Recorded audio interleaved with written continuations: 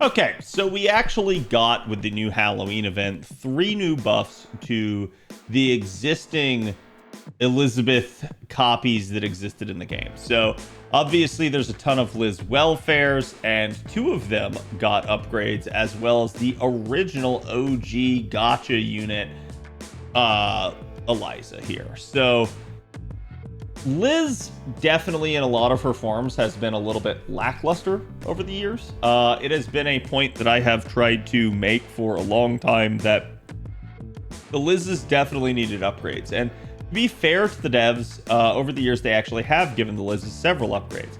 My problem with them has been that several of those upgrades have been kind of bad. So we're going to go through, we're going to talk about each one. I'm going to kind of evaluate whether or not I think it was a good buff for that particular Liz. So starting off here with the OG, the original, her buff is a buff to her 3rd skill. It was basically her battle continuation. Now this was just a plain Jane Guts skill. There was nothing too much to write home about it. And what they actually did with this skill is they left the Guts intact as it is. They also added a 30% charge skill to it. This is definitely not a bad thing. It's very welcome on Liz Lancer that has never had charge, and charge is just kind of one of the things that she actually needed to just be more competitive.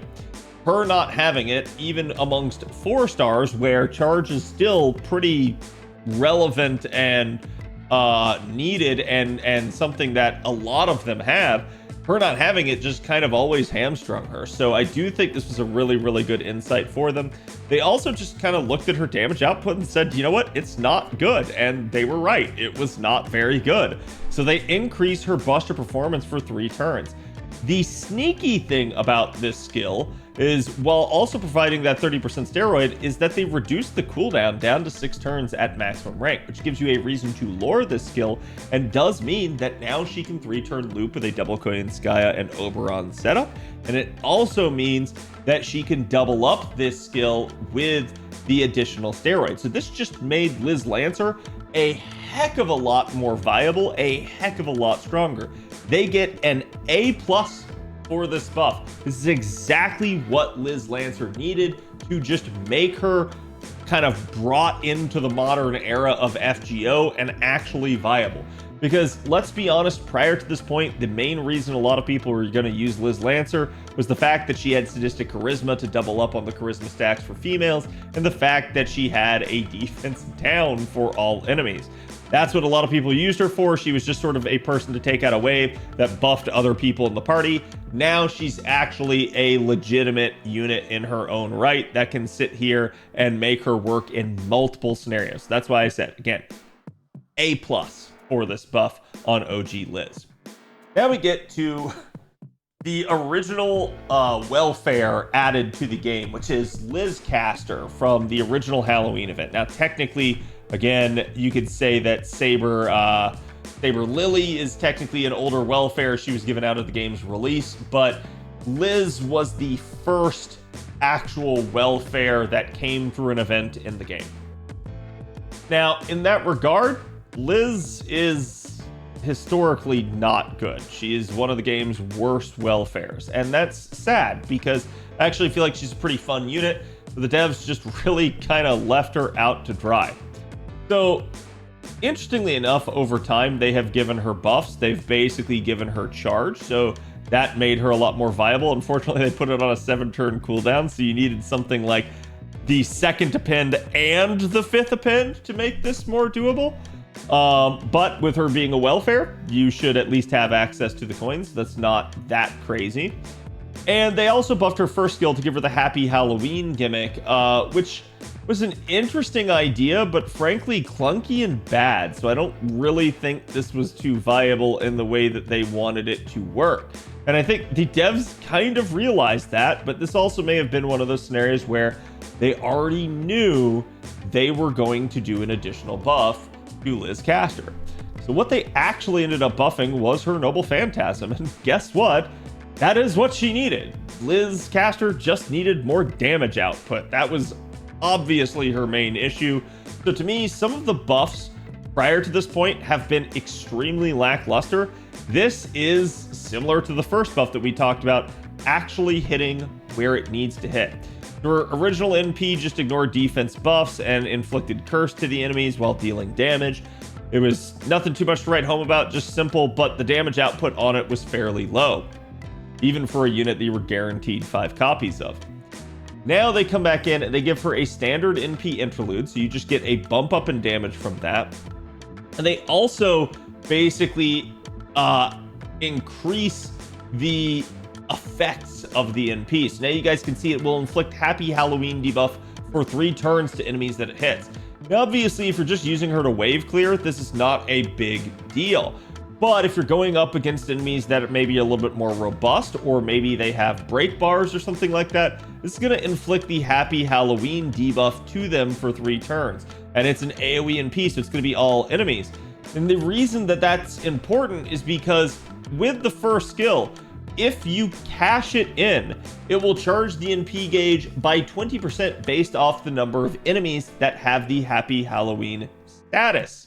So this is a really, really nice thing for her in that regard, as this will change how much charge she can get. It's not just going to make her just a 30% charger anymore, and that can definitely free her up quite a bit.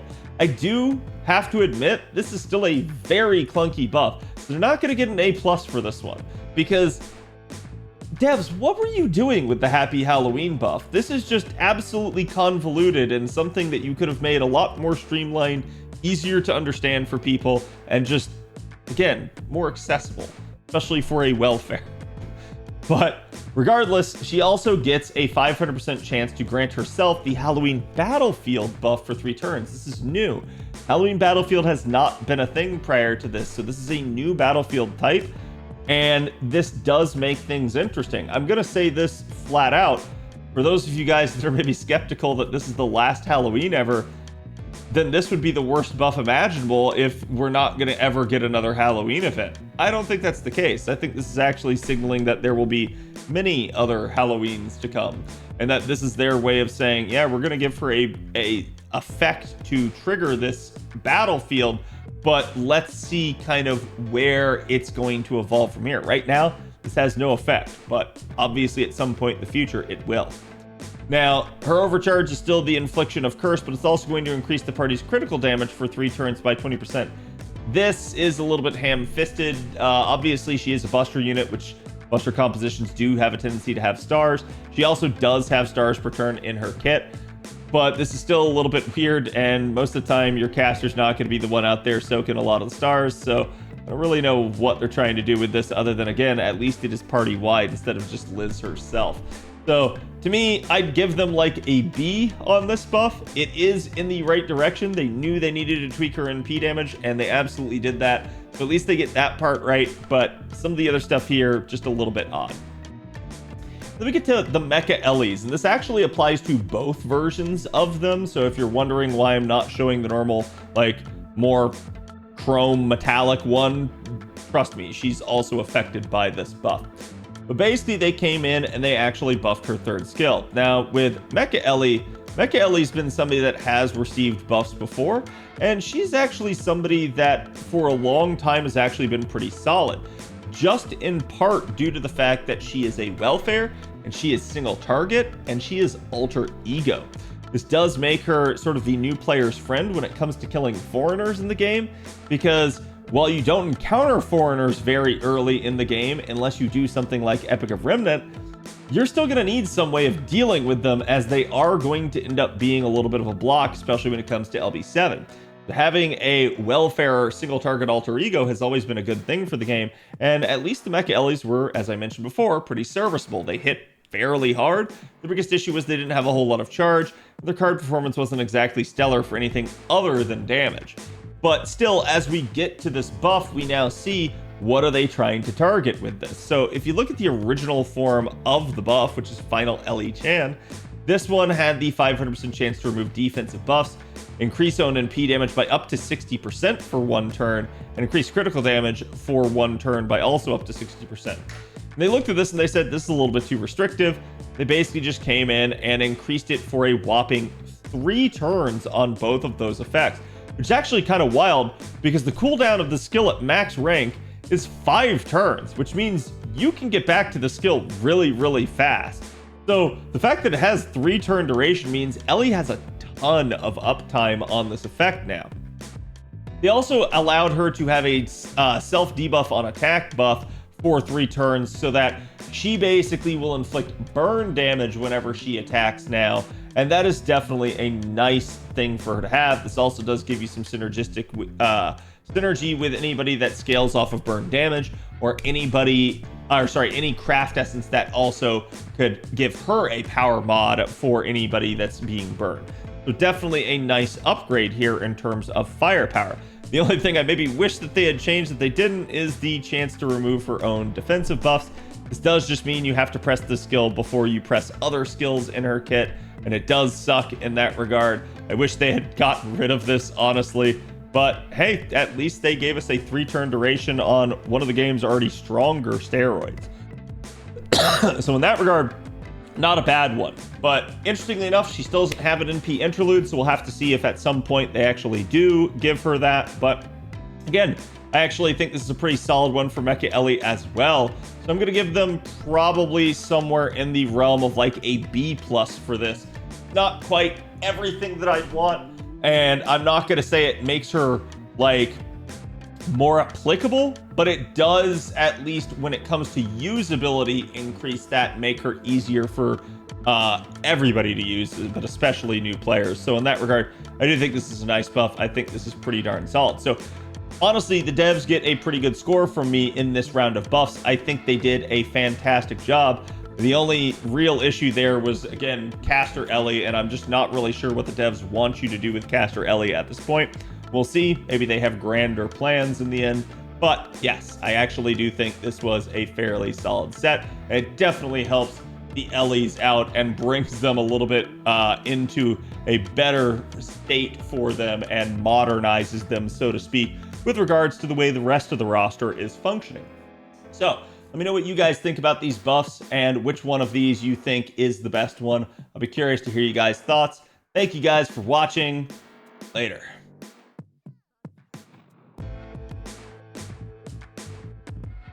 Thank you guys for watching. Don't forget to like, comment, and subscribe. Definitely helps me and the channel out. And I will see you guys for the next one. Hope you're having a great stream. I am. The Eli Lancer buff is just exactly what she needed. She's needed it for years. I don't know why it took them so long to do it. I think it's they don't have the time, they don't have the ability, and so they just don't deal with some of it.